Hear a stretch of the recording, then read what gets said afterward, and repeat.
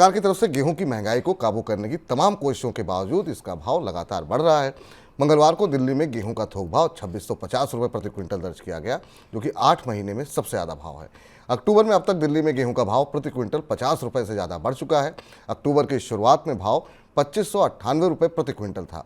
गेहूं की कीमतों में ऐसे समय पर बढ़ोतरी हुई है जब त्योहारी सीजन सामने है। महंगे गेहूं की वजह से आने वाले दिनों में आटा, मैदा और सूजी जैसे गेहूं से बनने वाले प्रोडक्ट्स महंगे होने की आशंका जताई जा रही है। इस बीच खबर यह भी है कि सरकार किसानों के दलहन और तिलहन की 100% खरीद कर सकती है। सर, क्या गेहूं के आयात की भी संभावना बनती हुई दिखाई दे रही है? गेहूं की कीमत में देखिए लगातार बढ़ोतरी नहीं रुक रही। मनी सेंट्रल के नियमित दर्शकों को याद होगा कि पिछले 1 साल से लगातार हम इन कीमतों के अपडेट आपके पास लेकर आ रहे हैं। अब त्यौहार से ठीक पहले गेहूं की कीमत रिकॉर्ड हाई पर पहुंच गई। सरकार की तरफ से पहले संकेत दिया गया था कि वो या तो इस पर गेहूं पर इम्पोर्ट ड्यूटी कम करेगी, आयात शुरू करेगी, लेकिन अभी तक ऐसा नहीं हुआ। लेकिन ठीक त्योहारों से पहले आटे की और आटे से बने हुए उत्पादों की कीमत बढ़ने वाली है। अब यहाँ सरकार के सामने बेहद सीमित विकल्प हैं। विकल्प ये है कि या तो सरकार इंपोर्ट खोले और आयात करे, और या फिर वो जो मुफ्त अनाज की स्कीम है उसके कोटे में कटौती करे। इस पर विस्तार से इकोनॉमिका में आपसे किससे बात भी कर चुके हैं, और बात वहीं आकर फंस गई है कि गेहूं की मांग और आपूर्ति का संतुलन बाजार में बिगड़ा हुआ है। सरकार के बफर स्टॉक में अपने पिछले नॉर्म से या पैमानों से नीचे गेहूं है।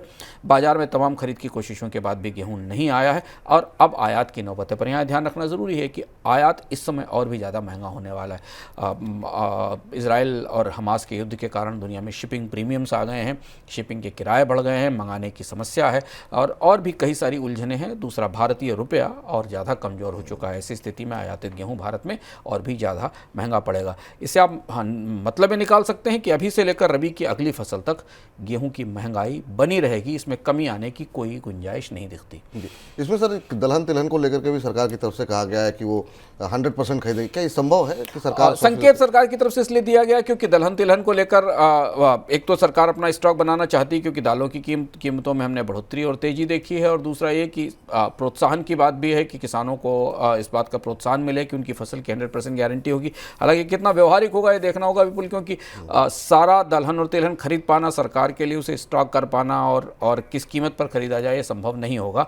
इस साल कृषि उत्पादों का बाजार सरकार की नीतियों के माफिक हरगिज नहीं है। सरकार कुछ प्रपोज करती है, बाजार कुछ करता है, और हम पिछले 1-1.5 साल से लगातार देख रहे हैं कि सरकार की एग्रीकल्चर से रिलेटेड, फूड मैनेजमेंट से रिलेटेड सारी पॉलिसीज़ को बाजार से बिल्कुल एक दूसरी किस्म की प्रतिक्रिया मिलती है। सरकार खरीद के लिए कांटे लगाती है, किसान गेहूं बेचने नहीं आता है। तो ये परिस्थिति हमने देखी है। अब निगाहें इस बात के ऊपर है, फिंगर्स क्रॉस्ड हैं कि खरीफ की खरीद कैसी शुरू होती है, खरीफ का प्रोक्योरमेंट कैसा होता है, क्योंकि खरीफ के प्रोक्योरमेंट से पहले चावल के निर्यात पर पाबंदी लगाई जा चुकी है। दालों की कीमत बाजार में MSP से भी ऊंची है। ऐसी स्थिति में कितनी खरीद सरकार कर पाएगी खरीफ में, ये देखना होगा।